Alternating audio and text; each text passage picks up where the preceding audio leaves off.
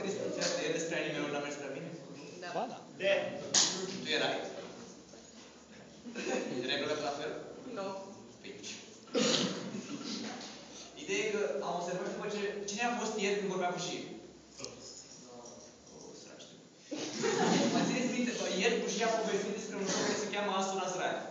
Care joc este o adunătură de toate chestiile care le vezi în general în anime-uri, cel puțin partea de bătăi. Super, hiperbolic, sare la pe pereți, pică în tavan, îl ia pe la pe gât, la aruncă în partea elaltă, cele mai anime-iși chestii posibile. Și ați văzut cum vi l-a povestit? L-a povestit pe un ton ca și cum termenul ar fi afectat. Fiindcă la un moment dat, în viață, cred că am ajuns și eu acolo și a trecut de mult, am fost de kilometri, ajungi la un punct în care toate fazele astea de anime-uri pe care tu când erai mic le vedeai, de rămâneai fără aer în plămâni, nu mai intră. Nu neapărat că o vezi de 1000 de ori, dar nu mai intră, nu-ți mai place, nu-ți mai face plăcere, fiindcă unul nu mai e inedit, toată lumea o face, mulți o fac și prost. Da. Și Bușii a avut răspunsul clasic. În loc să considere așa ceva ridicol și nevizionabil, a considerat așa ceva amuzant, ca să poți să continui să joace jocul ăla. Să se uite la filmul ăla. Se informativ. E un film la care apeși butoane. E un film. Atenție, urmează o conversație între angajații ei. Da, am văzut. E un film prost, comercial. Și asta e problema, că eu când eram mic, că știu că și Dan a povestit despre cum a început el cu anime-urile, am început cu aceleași ca și el, că sunt exact de aceeași vârstă cu Dan. Iar Bușii e cu 3 ani mic decât noi. Și habar cu Bușii sau cu Dan? Atunci nu e amuzant. Am făcut asta. Și problema este că când ai mintea necoaptă și vezi prima oară Sailor Moon,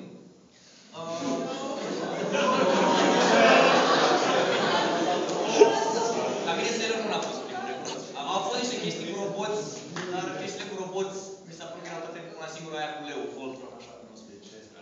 Deci, eram la mare, mă uitam la Sailor Moon, era Sailor Moon pe TVR1, TVR1 era singurul canal pe care prindeam, ne uităm noi acolo, eram eu și o fată mică, cred că nici și evident văd transformarea, evident mă miră, evident totul era shiny, tipa nu era goală, dar era cea mai apropiată chestie de o tipă goală pe care o văzusem până la vârsta de 8 ani. Și evident mi-a captat atenția și asta în primul rând. După aia am văzut că e animația un pic diferită, alte unghiuri, ochi mari, cozile lui Usagi, inuman de lungi. Era diferit și îmi plăcea la ochi, știi? Și tot ok, mam, ce mișto e. Deci, episodul Sailor Moon. Tipii răi. O să le facem asta tipilor buni. Tipele rele. Era, în sezonul din Sailor Moon erau tipi răi sau tipi rele? Și. Așa e chemat și. Erau și. Și începe episodul, bă, tipii ăia bun mă cam enervezi. Eu zic să le facem ceva rău. Ne ducem chiar noi să-i batem? Da, fuck no. N-avem random puleți să trimitem. Scoate-și tu un timp de sagă de acolo, că avem destui. Așa, după aia, viața în liceu din Japonia, în anii 1991, când se filma mizeria. 1986. Ăla se plimbă, el o iubește pe aia, nu-i spune, e unul cu ochelari care e urât, care iubește o tipă mai frumoasă. Și ăștia, nu cred că mi-au arătat vreodată în Sailor Moon cum are loc vreo clasă. Ăștia nu cred că aveau ore în Sailor Moon. Ceea ce cred că aveau de mult timp liber cât să moară și să revină la viață mereu. Ăștia nu aveau ore. Nu numai că n-aveau ore, Mamoru, îl știți cu Mamoru? Da. Tu știi vreun băiat cu Mamoru? Da. Mamoru nu numai că n-avea ore, nu avea mișcare înainte de scenariu. El stătea tot timpul rezemat de un stâlp, sau poate stâlpul se rezemate. Cred că dacă Mamoru se mișca, te dea școala, nu știu.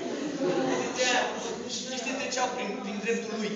Mamoru. De fapt, asta înseamnă Mamoru. Era apărat școala să nu pice. Dacă pleca el, pica școala. Se întâmplă chestia asta vreo, nu știu, un sfert de oră. Și după aia, inevitabil, ei fiind în parc, la mall, la KFC, oriunde erau ei acolo, vine random pulete number 8. În funcție de ce episod era. Deci am venit după voi, nu le găsește pe tipele. Tipele erau deghizate, nu le găsești. Vine aici, cu cine trebuie să omor random japonez. Și jur că țin minte un singur sau doi tipi răi din Sailor Moon ăștia random erau în fiecare episod. Era un tip care era îmbrăcat în armură roșie, care era într-o chestie cu supereroi. Da. Și sigur era o chestie rotuntă cu tentacul. Pot băga mâna în foc, era o chestie rotundă cu tentacule, cel mai probabil verde.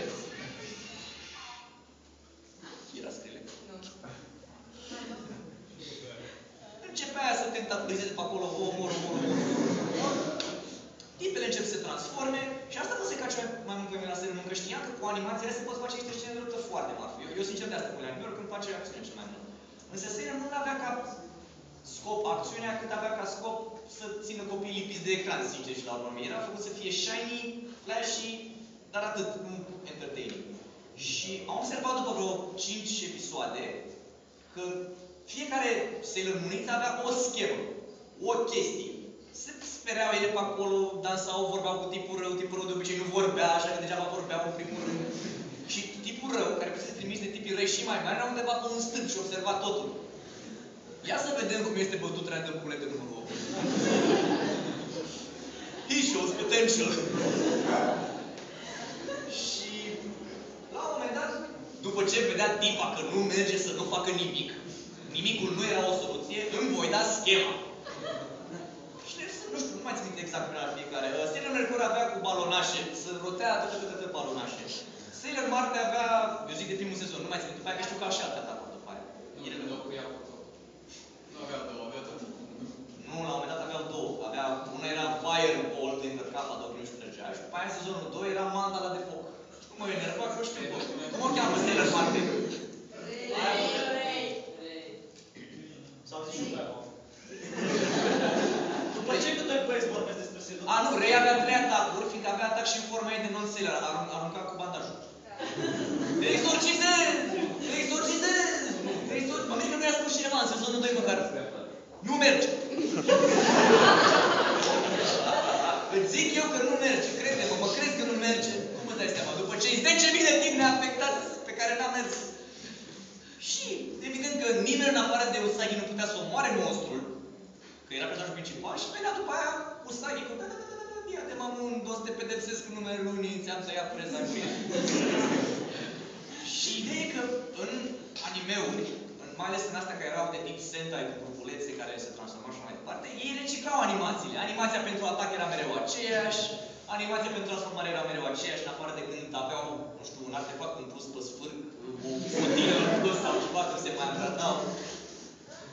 Un Pegas pe care nu putea să se suie decât împreună cu sora ei mică. Deci ai înțeles, vraja asta funcționa doar dacă două fete de vârste total diferite se sunau să iau pe un cal. Sigur, o să o prindem, o vom folosi foarte des. Susțin că mai bun decât Diadema 1. Și hai să ne uităm la Sailor Moon, mă uitam așa mai mult când prindeam episoade, fiindcă televizor și campul fiind te bucurai de orice prindeai. Și la un moment am început să mă plictisez, da bine. Și vine următoarea revelație despre anime-uri pe care am avut-o. O să o spun după acum, anime-urile tind să fie foarte violente, cele la care mă uit eu. Și când eu spun foarte violent și anime în aceeași poziție, mulți dintre voi deja s-au gândit la un anime în care se întâmplă o scenă anume, probabil. O să revenim acolo în curând. Deci nu mai știu, în sezonul era un tip cu părul verde, lung, rău. Era un tip cu părul lung, verde, rău, care se îndrăgostise de o prietenă de-a lui Usagi. Nu era verde. Nu era rău. Era rău, era că avea sapodul albastru. Nu mai era uscat. Nu mă, ăla care a luat sulița în piept ca să o Da, apere. era uscat. Nu era. Stai mă, că n-avea televizor cu role. Roșca, acela, ăla. Și la un moment dat, o tipă este atacată de random culete numărul 22. Frate, stânești polemice, ești nebun! Și, mă rog, tipul se bagă soarele pe Uite, s-a ridicat picioară să dea tipă. capul. Și eu mă gândeam, las că o să scape, că ceva... Următoarea secundă. Nimic. A băgat prin el o tulpire de copaci de sănătoși, pacicări, plăși prin el. Aveam 8 ani, voi nu înțelegeți? L-a penetrat cu lemn pe el prin ea ca să la ia ajungă plăși, sânge. Vai de capul meu, când am văzut prima oară, exact așa era.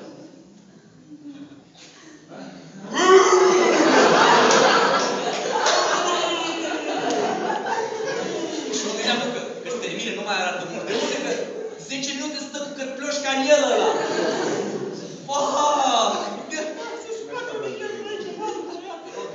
Și atunci am început să-mi dau seama că în anime-uri, pe lângă The Flashness, care îmi plăcea mie înainte, mai sunt și elemente de astea, în care scenele de luptă chiar arată violență, pentru că toți ținem minte, știți X-Men-ul ăla din 90, da? Ei, cred că toți ați fost un pic dezamăgiți să vedeți pe Wolverine cât de mișto era, gheare din Fier Indestructibil, care nu tăia, nu omora, nu tăia decât roboți. L-au mai zbiriat pe Sabertooth un pic, un paper cut pe acolo. Băi, intrau chiar de zi. În joc. Da, s-a urcat la un moment dat un tur ca să aveți bun suficient. Asta era ideea, că erau animații pe Fox Kids sau Cartoon Network sau whatever, care aveau potențialul de a fi foarte bloody și eu deja aveam imaginea să te băgat când să imaginez cum ar decurge o luptă între un tip cu 6 gheare de metal și un tip care este practic un tigru cu gheare lungi de 6 cm. Nu o să se termine fără un pic de sânge, știi? Și apoi vedeam în anime cum trebuie să desfășoare treaba. În DBZ, în Dragon Ball. Luptă, pac, piciorul rupt, os fracturat, că jos acolo, vreau. Că știți cum suntem noi? Ai, de capul rău, mai vreau. Și dacă ar fi să mă gândesc la cea mai gore scenă din anime, eu n-am văzut foarte mult. Ăla era menstruație pe ecran. Știi de ce nu era gore? El în lead, fiindcă tipa îi dezmembra pe toți telekinetic, mostly. Și dacă tu nu vezi contactul dintre ceva și un membru, na, zic ca și când tipul s-a rupe de unul singur. Și e sângeros, dar nu e sadic. Fiindcă, oricum, oricine intra în raza ei vizuală era pulbere roșie. Asta era problema. Dar, la ce mă gândesc eu, Bobby? Ninja Scroll. Care a văzut Ninja Scroll? Câte nopți ați dormit după? Mă rog, nu-i horror, că este genul de anime unde când ceva sângeros se poate întâmpla, se va întâmpla. Adică nu implică violență probabil nemotivată. Adică când un tip parosan făcut din piatră te-a prins de ambele brațe, nu o să-ți dea un cap din gură până când leșine acolo, o să-ți mulgă ambele brațe cu tot cu osul de pietră. Oh, și tu știi de sânge ca de la KFC în ziua de vineri. Mai ții minte când ai văzut prima oară faza aia? Crezi că o să uit vreodată? Deci, da, eu eram cu Bogdan, am fost în liceu și mi-a spus el, băi, un film Ninja Scroll care nu-i spulge unul mâine și mă gândeam, mai spulge mâine, cât de rău pot să Oricum, asta e ideea. Și ar mai fi, dacă vrea cineva o lecție în violență, și telekinetică, și brutală, și contact, uitați-vă la Angel Cup. Șmecheria se va fi terminat când veți uita la aceea. Vedeți cât de mec sunteți în vorbim de anime? Eu nu, că eu inițial m-am de la Angel Blade. N-am zis nimeni, ok. Și când te-ai gândit tu la Angel Blade? Ce te-ai gândit? Întrebe De acum, hai, și cum vorbește despre asta? Mă gândeam că vrei terapie sau ceva. Da. Nu. Și asta e baza cu... De ce mă uit eu la anime-uri? Fiindcă mereu căutam lupta aia și mai mare, lupta aia și mai mare. Mamă, lupta aia și mai mare. Și la un moment dat ajungi la un punct în care vezi o luptă care acum, sigur, acum 3 ani ți-a părut cea mai tare chestie și acum... Care a fost la Fate Zero la proiecții? Și cum îi? Ca să înțelegeți. E ok. Serios, v-ați uitat la o episoade constant la o convenție. Și apoi... Ce voiai să faci? Să vină la gaming să butoneze patul băiat? Sunt sigur că erau raționali. Da. Băi, dacă nu mai este așa mult jurul la convenții, am fost în legul consolă. Și asta e problema. Eu nu pot să mai vedeți orice anime nou iau. Bobby, zi-mi un anime nou. Notoriu, zi-mi un anime nou. Nou. N-ai azi bine. O să zic... Raluca, zi-mi un anime nou. Vedeți? Acum, să chiuie, nu să chiuie, să zică da cine a auzit de următoarele anime-uri. Code Geass. Rurouni Kenshin. Pauză. Bleach, Naruto... Lasă Bleach, Naruto. Dacă mai și termină. De astea, al căror autor ori a ajuns la pensie, ori și-a dat seama că se mai pot face bani din altceva și nu trebuie să scrie manga în continuu doar ca să-i vină lui salariul lunar. Asta vreau să zic, că animeurile astea le veți ține minte mereu, chiar dacă voi aveți acum 14 ani și vedeți un anime din 91, o să vedeți diferența între cum era atunci și cum e acum. Comercial. Nu știu, parcă nu mai are spirit. Și eu e plus 18, n-am pus scris ceva. Da, corect. Fiindcă bariera de plus 18, deci internetul funcționează așa, oricum toți le vedeți pe internet. Internetul funcționează așa. Tu ai pus mâna pe tastatură, indiferent dacă ești băiat sau fată. Dacă ești băiat, ai pus mâna un pic mai tare, că te-ai jucat counter înainte. Iar dacă ești fată, ai pus mâna mai mult pe mouse, fiindcă joci singur. Și îți analizează ADN-ul. Dacă îl ai, dacă nu ai, se analizează ARN-ul, dacă nu ai nici aia sus direct în ochii tăi, citește. Și cum dai tu să descarci în cel mai legal mod de pe iTunes ceva, te caută în baza de date de la NASA, e sus pe satelit, o păzește Laika. Și este o barieră fermă din aur, adamantium, vibraniu și udată cu bere sus, pe care scrie 18. Trebuie să treci întâi de aia. Nu. Trebuie să treci întâi de aia de 16 și apoi de aia de 18 și apoi mai una de 21. Așa funcționează internetul. Este infailibil. Depinde unde stai. Și tu unde stai, Raluca? Deci am votat. Da. Și asta e faza. Hai. Vrea careva improvizație? Adică tu străi. Vrei să Ca să nu fost improvizat? Nu, a fost pornit cu totul. Și desăvârșit. Haideți, mă, mai bine să mă aici. Hai, mă. Bă, și că programul se termină la 7. Dacă aveți plan altă parte, duceți-o. Dacă nu, nu mai facem contact.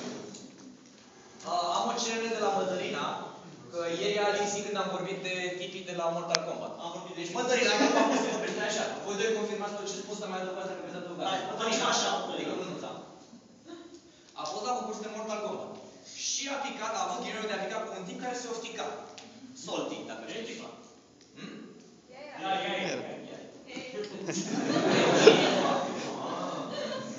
Și la tot el știe faza. Ea a nimerit un gamepad mai puțin bun, fiindcă nu sunt toate bune.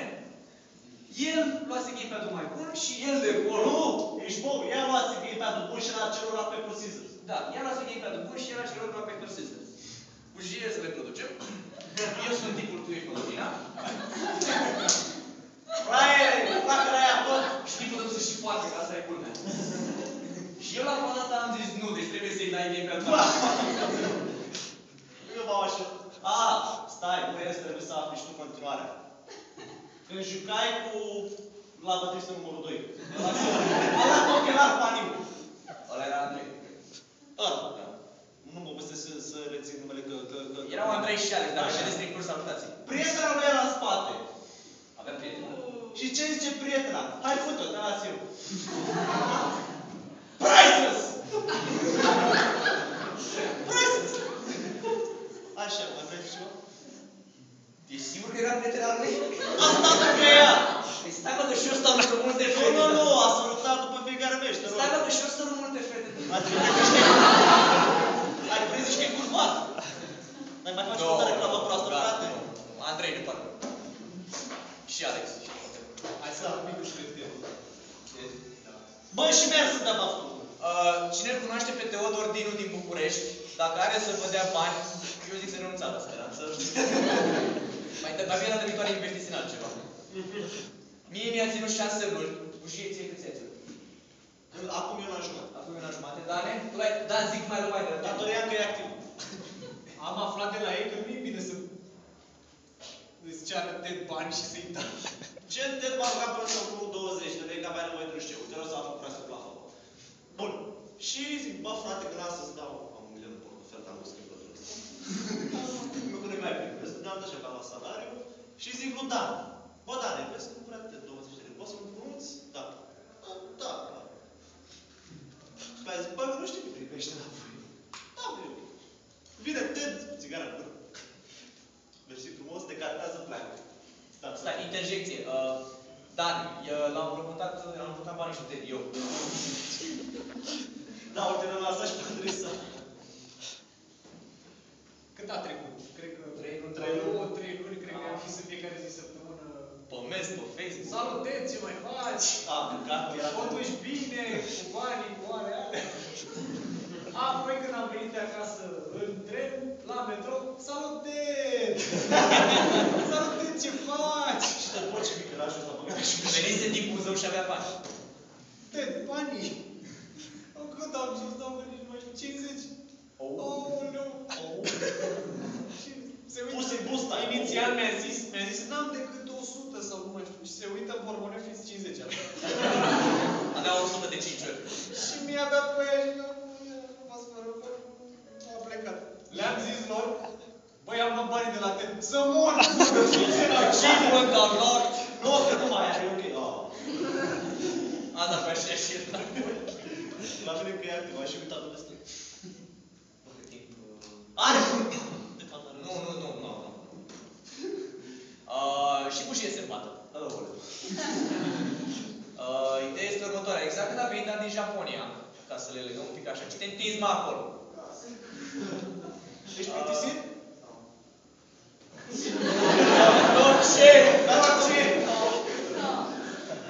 Vine Dan din Japonia, haideți la mine să vă povestesc, să vă arăt poze și să ne dea niște chestii. Noi niște cadou din Japonia, stai să dupăm. Și să bem, Valentine, whisky. Și eram mai mulți, eram numai. Eram eu, Alex, încă un amic, prietena mea, încă o creatură, toți acolo. Și ei care beau, eu nu beau atunci când nu se se pare încă sau am zis că aștept până la el. Nu stau cu minte. Dar oricum nu se împătase, ai băut atunci. Da, te-ai băut. Nu se împătase. Oricum cred că el se bate într-un butoi. Fiind la mare la Constanța, a absorbit multă apă la viața lui, așa că oricum îi tolerează un grad ridicat de creativitate. A fost în Japonia, lasă așa.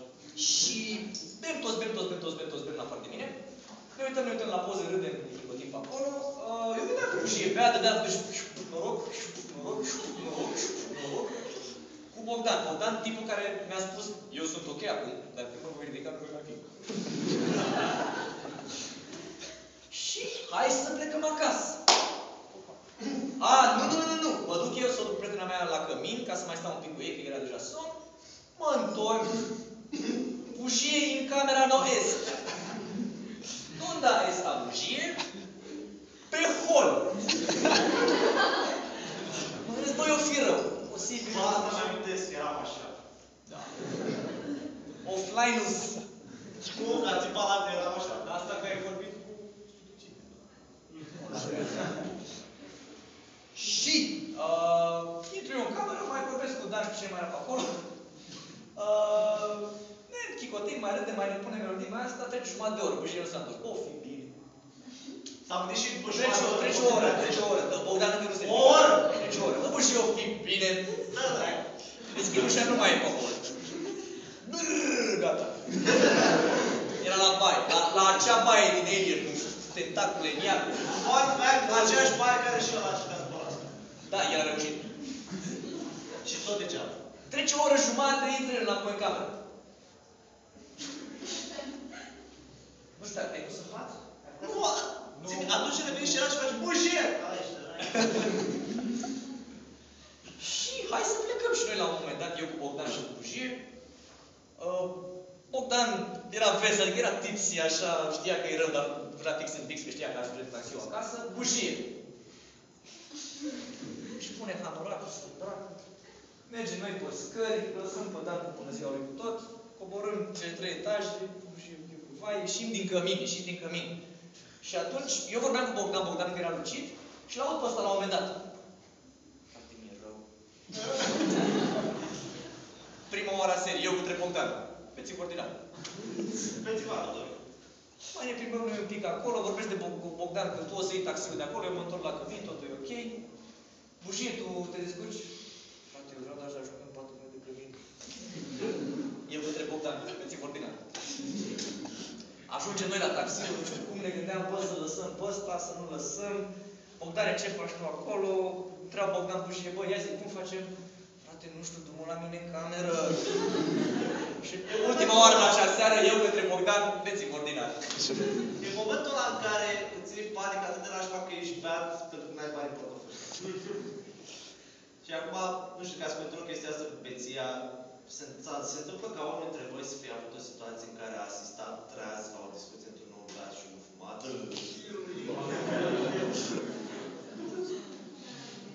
Tu ai fost de față. Dar, fă-mi un rezumat în două propoziții și s-a avut atmosfera. Aia am să. Bine, eu acum o zi pe față eram la fumatul, prietena prietenului meu era dată și La prietenul momentul- care cel mai mare bețiv notor era treaz. Salut, Dibu! Salut, Dibu. Situația se întâmplă în felul următor. Eu mă jucam.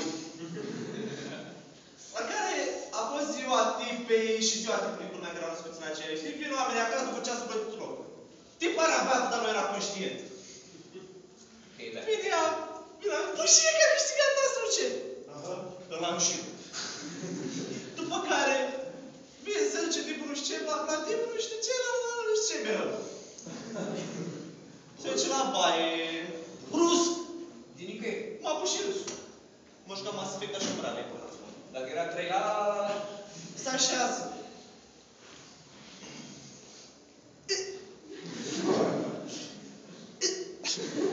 Bă, ăla era Borges. La un dat m-am auzat pe faci borul la Dibu. Dibu! E machează-mă.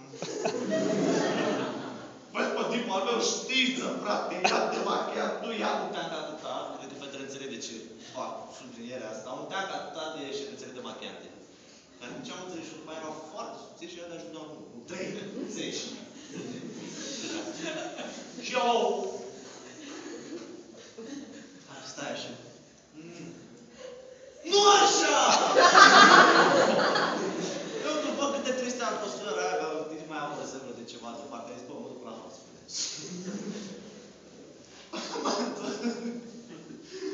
Mă întorc, Dibu stătea, deci baia era așa și așa.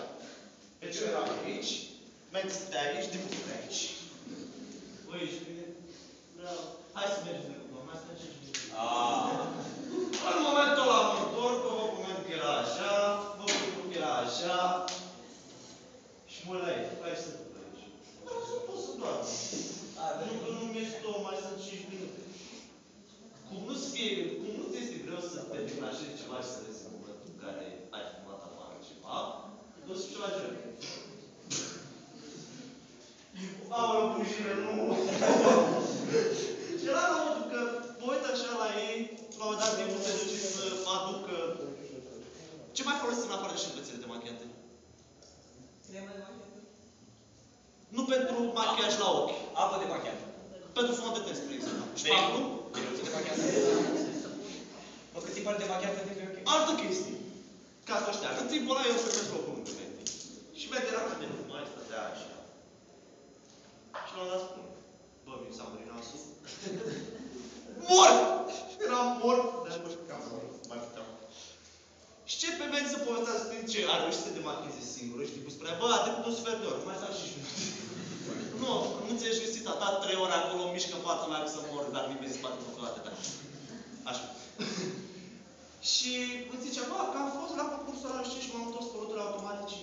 Sau automatică. Eu? Trip. Frate, stai așa, că nu e automatice, ai dreptate, tu e automatic, că știi că sunt trenurile alea din Japonia, care merg pe pere de magnești și n-au nevoie de șoferi. Știi liniile alea pe care le trenurile alea sunt automatic, frate. Tipul era, ce dracu aici? De ce pe joc? Ești prost, ești păcat, față de el, de față și poate, ești prost, ești păcat, ești dobitoc, ești idiot, ești bine? Da. Bă, ești ok? Da. Ești nesimțit? Da. Ești nesimțit? Da. Bă, dar să zic că e amândoi la care noi... Da! Și după aia spunea și bă, nu știu, mergem mai încolo să facem ce? Da. Care nici nu pot să înțeleg cum un om beat care vorbește despre ceva și un om fumat care vorbește despre altceva ajung să pice de acord la un consens. Trebuie să zic că am uitat. Și unul să zică că a fost în Japonia și conversează de la tot. Nu, dacă vine de la Ventul Mândră și spune a fost în Japonia, Păi nu, că dai râde de orice. da. Asta e stat. Cu jie, sora ta e un hamster. Da. Tu ce faci? Încă 9 ore până la București. Ce face Trigger? Ori se joacă, ori doar ori amândouă. Da, se joacă în somn. Mai puțin și Ce se joacă? în somn. Se joacă în somn. Ah! Mai puțin și Som! Și golește cameră. Nu o să fii foarte frumoșiorat să zic. Hai, 7 probleme. Hai să zic și 4. Ziua și care. Stăm 6 oameni în cameră. 6 băieți. Cât de bani ca noi? Mai mică decât asta care stăm acum aici. Da, frate, că mii pe pot. Bun! Am ajuns să ne cunoaștem atât de bine într-un sens biblic, încât ne dă seama care se trezește primul după bășina pe care o dă.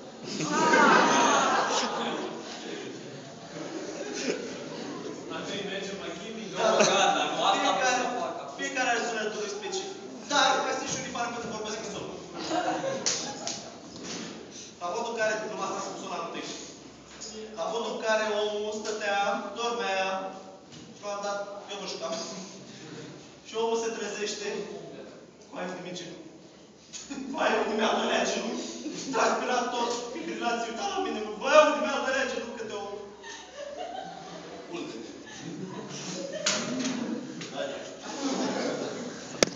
Somn! Direct. A doua zi se trezește omul meu. Dă lege, nu? Bun, mergeți să-i căutăm o de lege, nu chiar ăsta. Și ce nu, pentru că-și mai amintea nimic. Nu-și mai amintea nimic. A râs de el, troll maxim, bla, bla, bla. De curând s-a întâmplat zis. Sigur. Nu cred, sigur. Da. Sigurul. Când mergeam spre casă în zon din București, pe mașină. Eram eu, șoferul, o colegă de facultate și el. El și-a luat somn în spate, colega respectiv de facultate stătea lângă el, lângă mine. O colegă respectiv o chema. Cum o chema? Omul adorme. Veni. Da, Teo, stai niște. Da, stai niște, nu intră nimic. Eu cred că e momentul. Stai niște. Nu eram șoc. Dar ce, de ce e cu Teo? Ce e cu Teo? Că o iubesc cu Teo. Hai, Teo, dezbura cu Teo. Nu, mint, nu exagerez. Nu minte, nu exagerez. Uite. Ajunge la Buzău, îl trezim pe omul respectiv. Bă, trezește. Teo, nu știu. Și a zis, mă, cum a fost cu Teo asta? Teo era lângă noi și el zice, mă, ce-am zis? Lasă, zice. Hai, pa. Bun, eu am încheiat mai mult zis. Nu? Vorbim prea mult. Cred că puteți fi tot de Până la urmă, prins-o nu prepar. Nu, dorește, bani. Dorește, a vrea și a dori este diferit. De exemplu, Jie, dorești să mănânci sau vrei să mănânci? Mai bun. Nu, plăci că Cine plătește taxiul? Da, dorești să plătești taxiul? doresc să văd dacă poți. Da, decontarea. Da. Decontarea? Da. Hai să facem de Hai să facem decontarea. Mersi frumos.